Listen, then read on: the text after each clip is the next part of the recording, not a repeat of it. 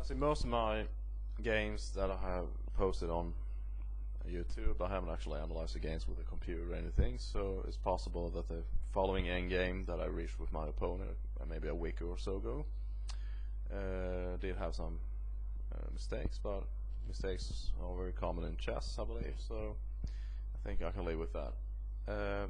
Anyway, we made a bunch of trades, and this is the end game. I want to start to show the game from here. My opponent was white, I was black, and as you can see, black is up at pawn. You might think that black is easily winning this game, but of course it's not that simple. I wanted to, at a later point, I'll look at the move a5 because he wants to play b4, a4, and so on. But I play king c7, which he played king d3 first, and then I play king c7, just bring my king closer to the action in the center, because I have these two guys here, the e pawn and the d pawn, very unpleasant for white.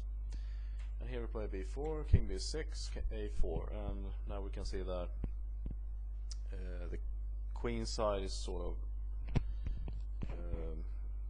closed. I mean, I can't bring my king anywhere into his queen side unless I play a4, which actually I ended up doing in this game. I started with f4, just strengthening my grip in the center.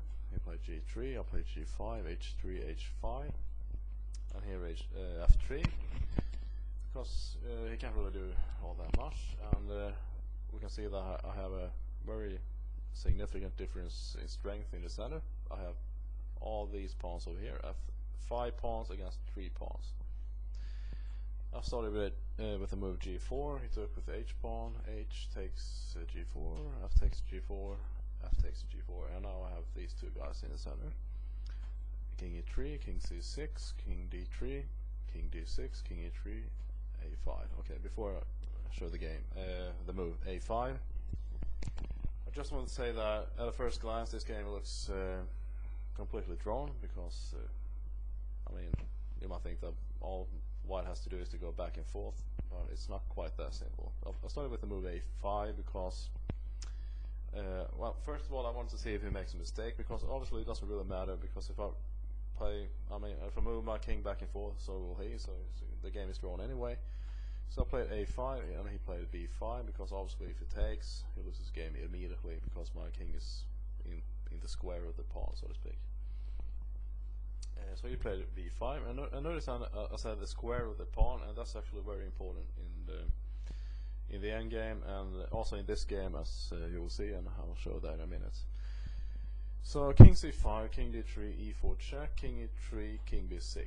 Just bring my king back, because obviously I have to make a move, and if I move this pawn, he just takes this pawn, and I lose the game. So king d6, king d4, king b7, king e3. Obviously he can't take this pawn, because if he takes this pawn, the other pawn will, of course, queen. King e3, king c7, king d4, king d6, king e3. And notice, now this is actually very important, because I talked about the square of the pawn, okay?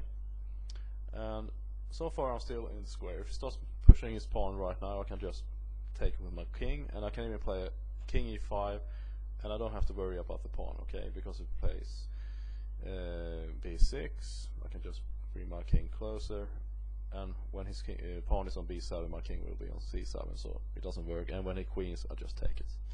So my king is still in the square of the pawn. King d2, d4. So his king is just pushed back. King e2, king d5, king d2. And here I have to play e3 check. Here play king d3, king e5. My king is still in the square of the pawn. King e2, and here I have to leave the square of the pawn, because obviously his king will always have this square over here, and he can just move his king back and forth, and that's all I can do as well. So it's very important to understand the concept of square of the pawn. So I play king e4, and I gave up the square. Okay, so now he can push his pawn and make a queen. So he played b6, and now of course it's impossible to stop the pawn. But I had my, don't forget these two pawns. I play d3 check, king d1. E2 check is probably possible, but I played king f3. I believe that was better. At least it felt that better in the game. b4, b7, king f2, e2 is also possible. King f2, queens, e2 check, king d2, queens with check, king d3, and now a bunch of checks. And here he, of course, had the in-between move with check actually. Notice that queen b4 came with check, and obviously he has to take either take or put his queen in between, which he did with a check. King g2, king g5, and here I started checking him around, and now with the king g4 the game is lost because of the queen h3 check, king g5, and just take the pawn and win the game. Because he has to take, and when I take back, he can't stop this pawn, because notice that his king is far away from the square of the pawn. Okay, so what's the square of the pawn? Well, I have 4 squares to make a queen, and if you count 4 squares in this direction, you have 1, 2, 3, 4 over here. So we can see that his king is actually outside of the square of the pawn.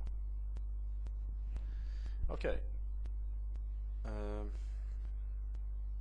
So let's talk about, or repeat that rather, the square of the pawn idea.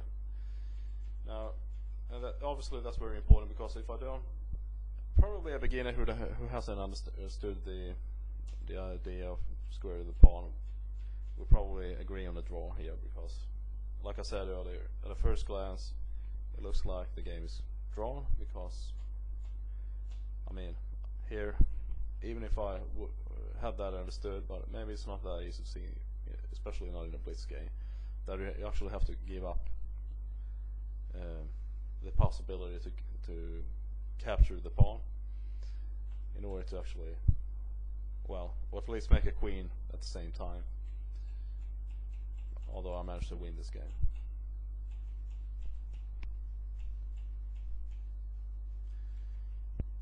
Anyway, I thought that was an interesting endgame to show, and like I said, I'm still working on my interest in chess, and hopefully making these videos will help me to regain some interest and you know, stop playing more seriously again. Okay, I hope you enjoyed this, and see you soon.